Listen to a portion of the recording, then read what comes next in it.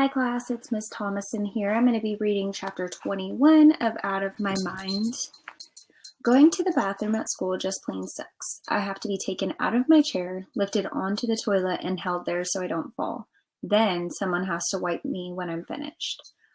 It's not too bad when it's mom, but it's awful when the classroom aide has to do that for me. She is required by law to wear plastic gloves, I guess in case I have some kind of infection or disease. It's completely embarrassing. I don't usually have to go first thing in the morning, but I'm so nervous on Tuesday I asked to be taken twice. Then I go to all of my inclusion classes. The students who tried out for the quiz team can't stop chatting about the test. I listen to every word. Easy it was, Connor boasts. I bet I got a higher score than you did, Claire says, her voice cocky. I thought the geography questions were off the map, Rose adds. I never even heard of some of those countries. Jessica shakes her head. The math part wasn't much fun either. I can't believe we even care about a dumb test for a quiz team, Rodney comments. Because the competition is on television, man, Connor replies. Big time TV coverage here in town, and if we make the finals, we go to DC, where it will be televised all over the country. If we win, we get to be on Good Morning America. My grandma in Philly can watch me and my auntie in Frisco. I'll be famous. What do you mean if we win, Connor? Claire asks him. Don't you mean when we stomp the competition? Yeah, for sure. I already bought a new suit for when I'm on TV. Rose rolls her eyes. I thought this was a team contest, Connor, she reminds him. Hey, the team would be nothing without me. He holds his hand up in the air for high fives. I listen quietly from the back of the classroom. When the bell rings to indicate that it's time for Mr. Deming's class, my palms feel sweaty. Catherine pushes me into the room and whispers in my ear, Relax, you rock. Mr. Deming gets the class quiet and takes attendance. Why do teachers go so slowly when you want something from them? Finally, he removes a sheet of paper from his briefcase. I graded your quiz team test last night, and since many of those who tried out for the competition team are in this class, I'm going to share the results with you now. The teachers of the other classes who have students who tried out have been given the same list and are at this moment reading the results to them. So read the list, Connor shouts, getting up from his desk. If classroom behavior were a determining factor for making the team, Connor, you might be in trouble, Mr. Deming says. Please quiet down for a moment. That shuts him up, and he sits down heavily. First of all, I'm very proud of all of you who took the test.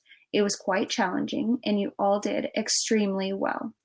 Rose raises her hand. Yes, Rose? Can we see the questions and answers later so we know where we messed up? Absolutely. As a matter of fact, we'll use this test as a learning tool to study for the real competition, but anyone is free to see the test and check the responses. Please read the names, Connor says as politely as I've ever heard him. Mr. Deming smiles. Okay, will do. I shall read the alternates first. 2 fifth graders, 2 from 6th grade. Amanda Firestone, Molly North, Elena Rodriguez, Rodney Mazul. My heart falls to my shoes, which is not quite to the floor, but close. How could I have missed so many questions? Maybe my thumb slipped and I pushed the wrong letters. Catherine squeezes my hand. Molly and Rodney screech with joy.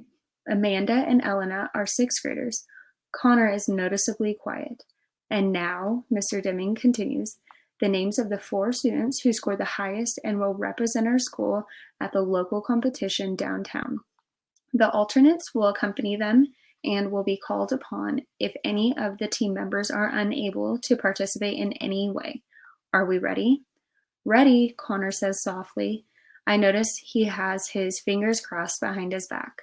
I'm very proud to report that all 4 are from our classroom, he pauses. To know all the finalists are from 5th grade blows me away. Way to go. We torched grade 6. Awesome, Rodney says. Now read the names before Connor wets his pants. Connor reaches over and smacks Rodney on his head. Mr. Deming takes a deep breath. The top 4 scores and members of the quiz team will be Connor Bates.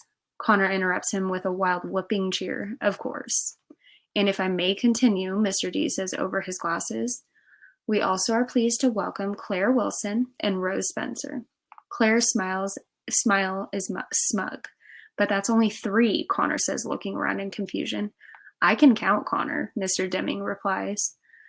So who's the last person on the team, Molly asks. Earthquake report, TV weather guy feels some strange activity coming from a local school. Could it be a girl's heartbeat pounding too hard? Mr. Deming clears his throat. I must apologize.